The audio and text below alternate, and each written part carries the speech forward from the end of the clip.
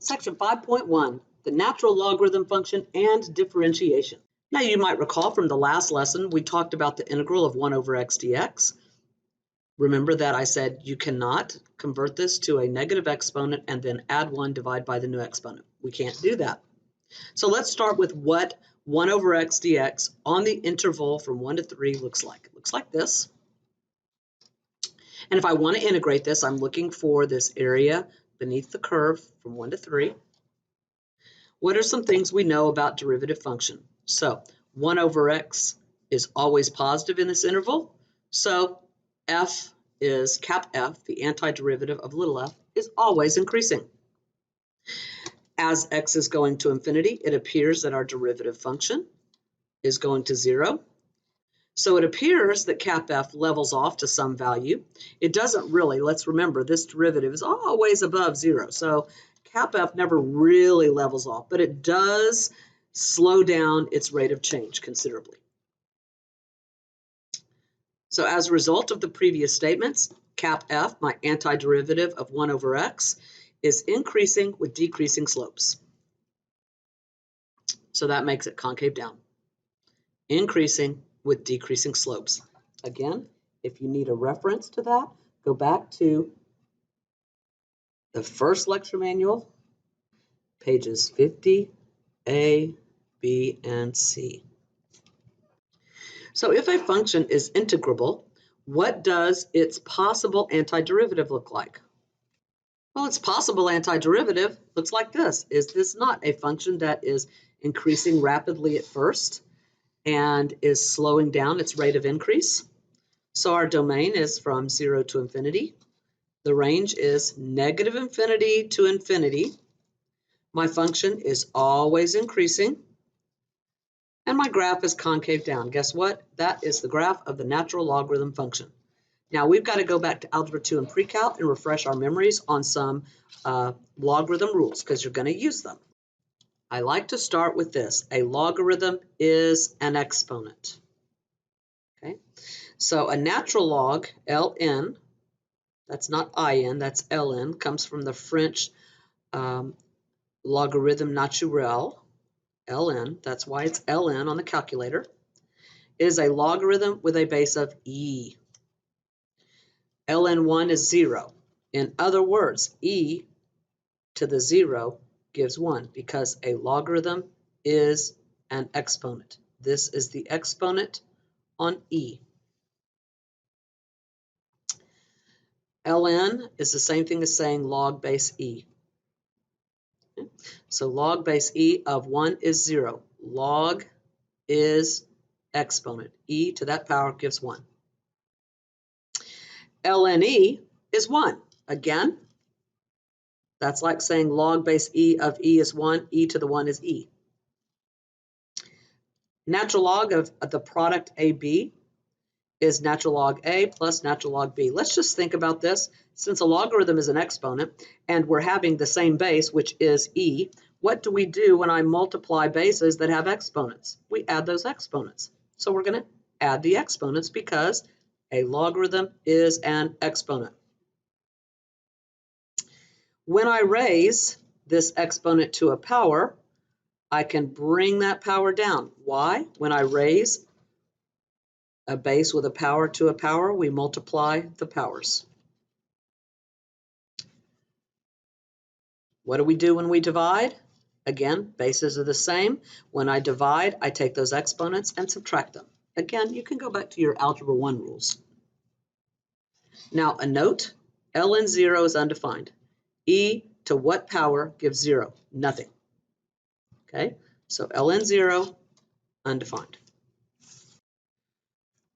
So you need to know these, and you should because you're in calculus, which means you passed 2 courses where this information was taught, okay? Some functions are very difficult to differentiate, so knowing log rules will be helpful as we learn to differentiate and integrate more difficult functions. Now, never do we do this. ln of a plus b is not ln a plus ln b. You do not distribute the function across. Remember, f of x plus h was not f of x plus f of h. You don't do that. So you can review working problems with these properties by looking at example 1 on page 324. I encourage you to do that. Example 2, make sure you are able to evaluate your logs on the calculator. Make sure you can do this. And now the really nifty thing, the derivative of the natural log function is 1 over x. And what if instead of x I have u, where u is a function of x? The derivative with respect to x of the natural log of function of u, where u is a function of x, is 1 over u times du dx. Or u prime over u, we say all the time. But let's remember, this is change rule. 1 over u times u prime. Okay. So get to the basics of this theorem by looking at example 3 on page 326. I leave that to you. How does having this theorem help us? Well, what about when we have to take the derivative of this? What are some things we can do? Well, first of all, I have this being raised to a power. So I can rewrite it and bring that power down. Now I have a constant times this function. So the derivative is the constant times the derivative of this. This is a function of x. So the derivative, ln u, is 1 over u times du dx, or u prime, which is 2x over u, and then times the constant 4. See how easy that is? But we wanted to use the properties to simplify first. As functions get more difficult, this technique becomes very, very important. You're going to use this a lot, okay?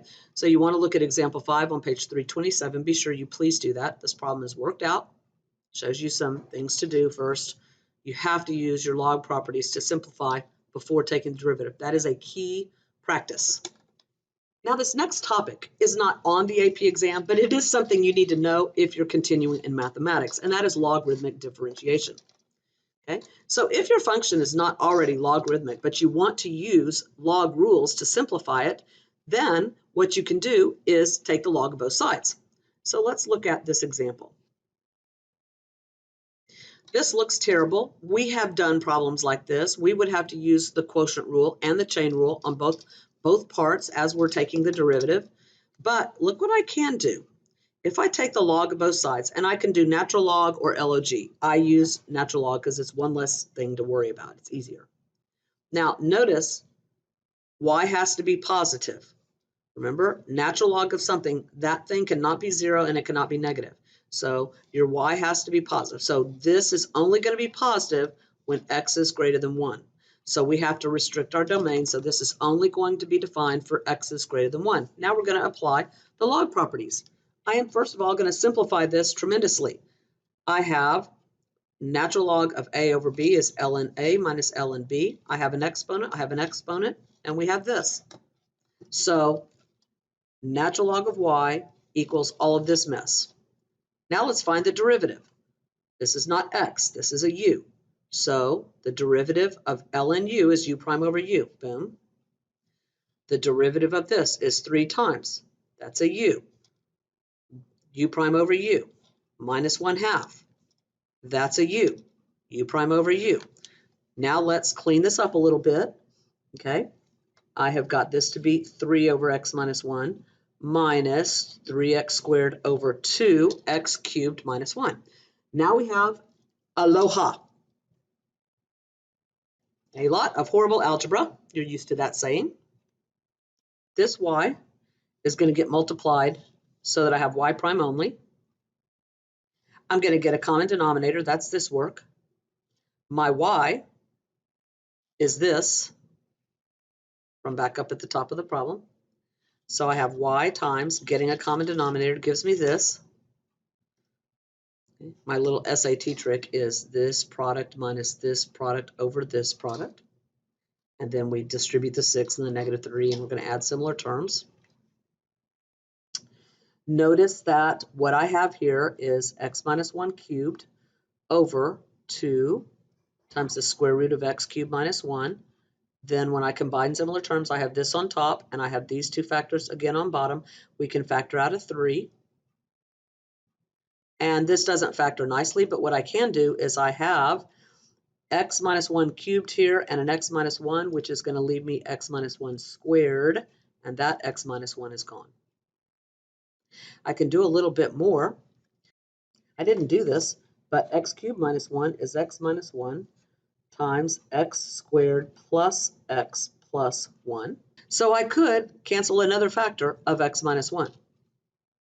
But I also have this x cubed minus 1 to the 1/2 times x cubed minus 1. So maybe it's easier to think about this as x cubed minus 1 to the 3/2. Now, this looks really messy, but this is a much better alternative and easier than it was to go back up here and try to do this the old way with quotient rule.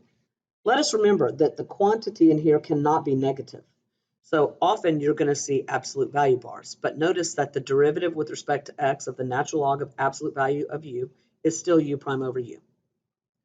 I encourage you to look at examples 7 and 8 on page 328 for more applications. Please do that. It looks like you have a lot of TPs, but these are actually pretty easy just using the properties of logarithms. Okay? So there are your 5.1 TPs. I'll see you next time.